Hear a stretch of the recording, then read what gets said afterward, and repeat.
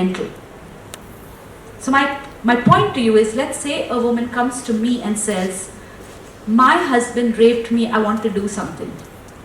Yes, I cannot file a case under 376, but I can file a case under 498A, right?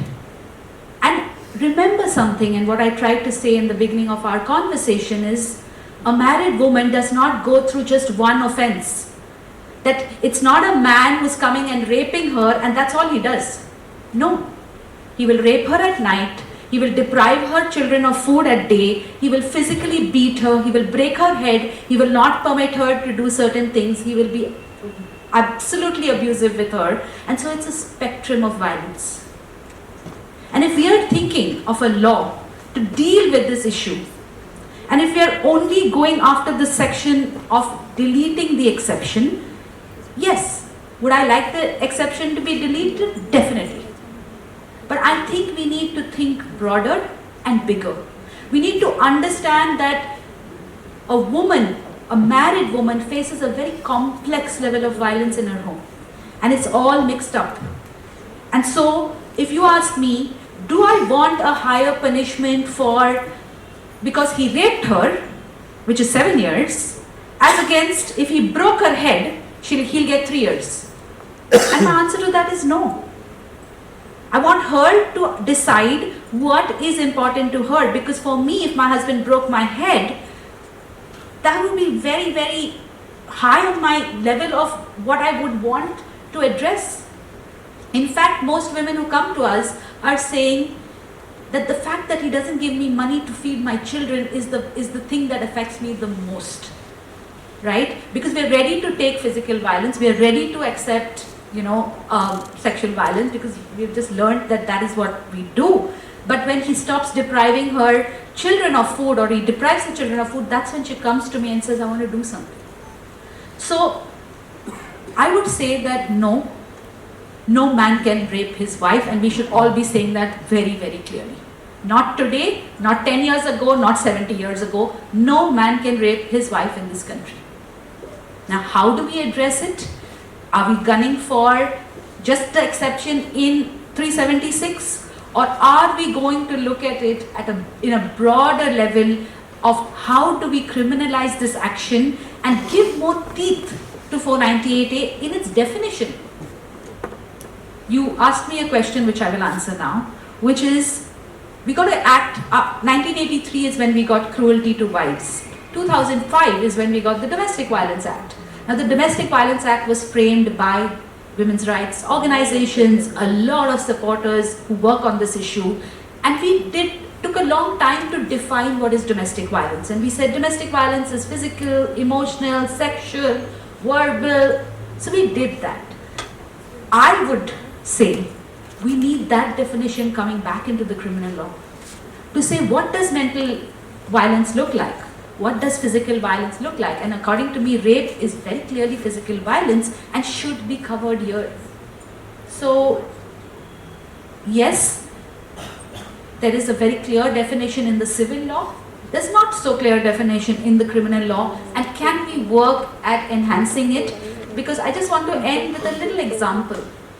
In the 1980s, when we started this work, the conversation was dowry. Okay? Everyone thought that it was dowry that was killing women.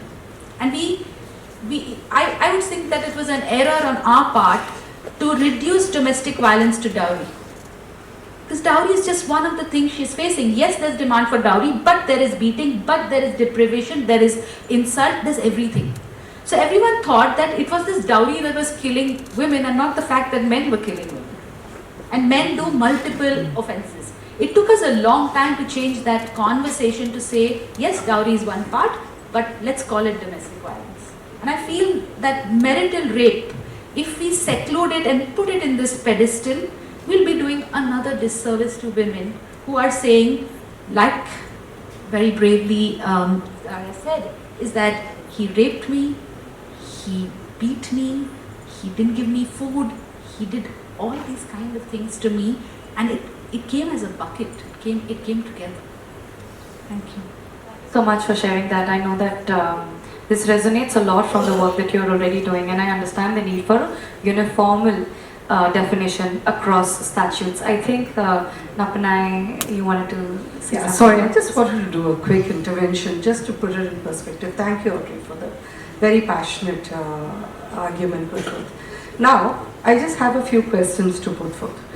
If you give consent, is it okay to commit murder of the person who has given consent? No, obviously, right? Forget about murder. Just because you've given your consent, can someone beat you up? Rob? No. Can they cause you what in law is called grievous injury? No. What she talked about, right? Beating your head, etc. Forget even about that threshold. Can they cause you harm? Harm is at a lower level, right, than grievous injury, just because you have given consent.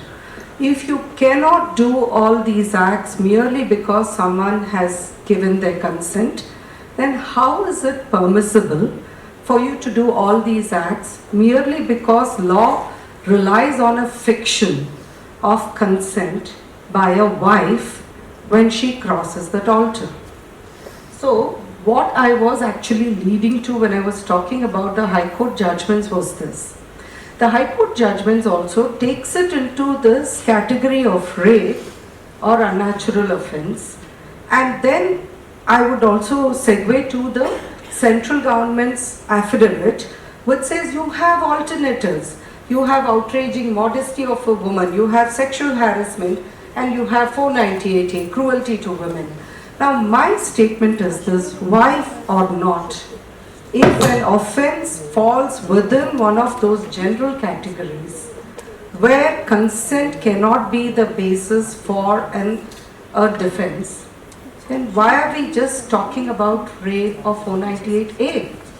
If you beat someone on the head and it amounts to grievous injury, you must be punished for that, which carries a much higher offence. So this was what I wanted to close out my opening statement on, and I just, Audrey's input were very relevant for me to just add on this one aspect. Therefore, thank you for allowing this intervention. Thank you so much. I think voices are resonating, and I know it can be a little daunting with two lawyers sitting up, heavily speaking about work that they're absolutely passionate about. I would like to actually take a little segue and ask Zaria, like, when there are multiple options in the Constitution, in the different statutes that we have in the CRPC as well, people as survivors can get a little confused with legal battles and how do you go ahead. And from that perspective, when women are stuck in an exhaustive legal and bureaucratic battle, what is it that you would like to tell them moving ahead? Because I would really believe that everybody sitting here and listening to you would want to go ahead and seek for justice for themselves as well. So how did you navigate it, and how would you pass on a word to them to navigate it as well as a survivor? So I was 20 when this happened to me. I had never seen a court, and no one in my family, from both the sides of my family, had ever even heard anything to do with court, and that's like generations. I was the first person to be in an abusive marriage, a relationship, and then fight my son's custody for 6 years, then a criminal proceedings for another 4 years. So it just went on for 12 years together. Till my son was 12, I was just dangling between courts. But because we have very less information, as Supreet mentioned before, so like I'll just give you another friend's example. During COVID, a lot of domestic violence was happening, and because you were in a small house, only just the neutral family staying, a lot of husbands have also abused their wives and like done a lot of things. Because of the lack of knowledge, and because we've not taught these, when you get married, you've not been told your rights, that this is your right, this is your right, this is your right. We just get married, you fall in love and you get married. That's exactly what happens, and I think that's exactly what everyone has done. I have a dear friend, and I remember in COVID, she'd gone with her parents and her husband out of station, and over some small argument, the husband decided that he wants to leave the hill station and come back to Bombay. But because she was so scared that her son is gonna go, like, he's like, I'm gonna take the son and go. She went away with him and the son, and he filed for, because he was a lawyer, he ended up filing for POCSO even though he abused her, but he was dangling that matter on the head saying that I'm going to use this against your father. So in situations like these, my co-friend still stays out there in that house. The son must be about say 7 years old, but he is so fearful of the father that even though there was a stay on the court, on the order, he was just dangling that act in front of her, and she couldn't file for 498A because he was like, if you do this, I will do this against your father. So it's been so many years, it's just hanging out there because we don't know our rights. We actually don't know our rights. So when you end up being in situations like this, what do you do? So the son stays with the father and he's very afraid to go to my friend. So like how do you fix a situation like this? And it's not like she doesn't have evidence or anything, but how do you fix a situation like this? I mean, I would like to know at some point. Yeah. And women, they need to educate themselves. They need to whatever skills they have, they need to culminate that. They need to like think twice. And unfortunately, in marriage, what happens is maybe 10 years down the line, something will come up. Maybe 15 years down the line, something will come up. But at the end of it, no amount of violence, whether it's abusive or mental, I don't think anyone needs to tolerate that. I fully agree, and I take your point where you say that a lot of times we look for avenues for help once we are in the place of a survivor, but there could be a lot of things that could be done from a preventive perspective as well. So just taking from what you have said to Supreet now as one of our last questions, because we have some paucity of time, and then maybe this conversation can go on at the area where we can have tea and have discussions around it. But Supreet, look at it from the perspective of preventive education, not only for the community and the survivors, but also from the perspective of bringing out a little more behavioral change in the institutions. Even if we have laws set up, even if we have frameworks and institutions set up, it's people like us who are making these institutions run, right? So we come with certain ideas, certain behavioral patterns. Now, how is Red Dot Foundation or your work mending it from both perspectives, from a community intervention perspective as well as from intervention for law enforcement as well? That would be our... That's a very long question. But thanks, Vaibhavi, and we had more questions, okay? But yeah, like paucity of time. I just want to say one thing. You know, when I spoke to Audrey and Napinai to come and speak here, I knew we are going to have some amazing conversation where we will be quiet and Napinai and Audrey are going to talk because that's the answer, right? You need as many perspectives, you need as many voices, and you need as many people talking about the same thing from different angles. I love that example of that elephant, you know. So it's not just the trunk, it's not just the legs, it's a lot more. So I think thank you so much for both of you to do that. Having said that, I think Zaria actually pointed out what is needed, right? There's not one thing. We have so much work to do in this country. Information is the most basic thing that we can do. Dissemination of information, you know, and we work with Majlis very closely. We work with Napina very closely, with children, with other organizations, with communities, where we are only trying to disseminate information on what is sexual violence. They don't even know what is domestic violence. Nahi pata logon ko. So we talk about that in communities. We also have started creating toolkits. If from A to Z, this is where you find yourself, what is it that's available for you? What is it that you can access? Where is help available? Who do you need to call? So we've started creating those toolkits and started disseminating. But I mean, our country is huge. We have so many people. I mean, it's going to take a while. So all the more important that more and more organizations come together and work. And I think all of us work together in some scope. And that's very important. I think the other thing that's very important is women don't like reporting for a lot of reasons. Domestic violence more so because you've been told, Doli mein jaoge, arthi mein aoge. This we've heard in cinema also so much, right? And so much so that we believe that. Women believe it, right?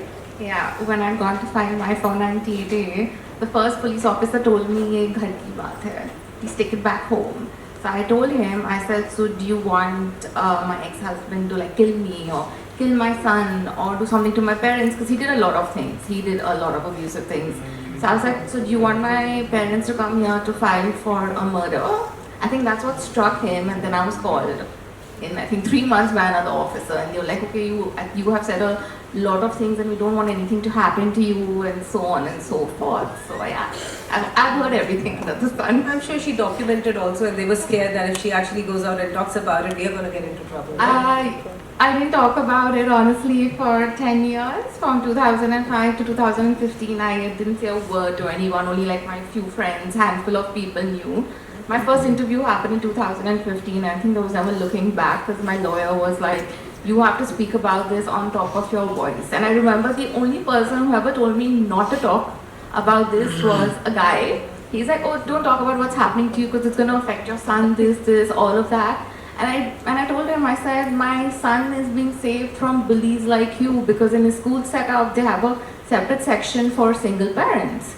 And the school came together to make sure that my son, because single parent is not just a parent who is divorced. There are parents who have adopted children. There are women who have taken matters in their own hand and want to raise a child from a donor. So single parent just doesn't mean a divorced person. And my son, he's in the crowd and he's doing very good. And he's waving his hand. And yeah, Mohammed, you can stand up. And he's absolutely fine.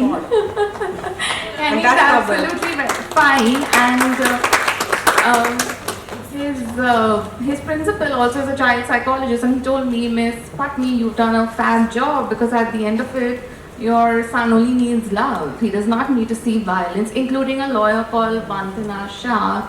Years back, she told me, she's like, your son just needs one good parent, and that's that. So yes, we need a lot of love in this country, and we need honest love. I think that is definitely one of the ingredients to find a solution. But I think what's very important is, like she mentioned, the police, right? They're not sensitive enough. They don't have what it takes to be empathetic enough, to be non-judgmental when they speak to survivors. And I think that kind of education and training of the police officers and constables is very important. And we, in Red Dot Foundation, we work a lot on that. And apart from the fact that we collaborate with the brilliant Audrey and Apinai, so we don't deal with individual cases, but we make sure that we take them to them, because they are the ones, and then we hold hand with them, along with them, and then we go all the way to the court. And there are a lot of success stories which I think we can share outside. I know you want to close this, but I think what I was getting at was, and I'll make it short and crisp, is that women are scared. They don't want to talk about what's happening with them, because they don't know whether somebody will actually listen and do something about it, right? So if you can give them a safe space to share, if you can tell them you are listening, and if you can tell them, yes, the system is supposed to work for you. So that information is very important. So what we do is we actually have legal aid clinics where lawyers meet community members and they sit with them and talk to them, give them advice on anything that need to know about.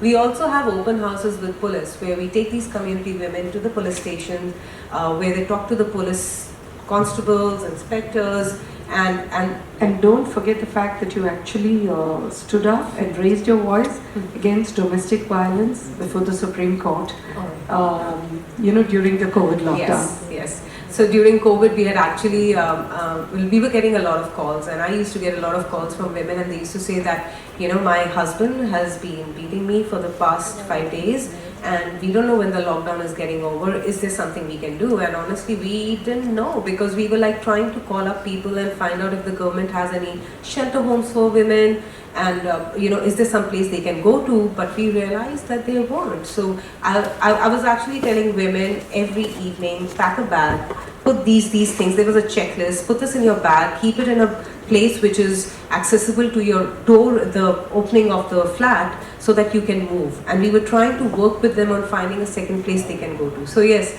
we started a petition saying that we need to make these things accessible to women who are facing domestic violence. They should become essential goods during COVID, because it was really a shadow pandemic.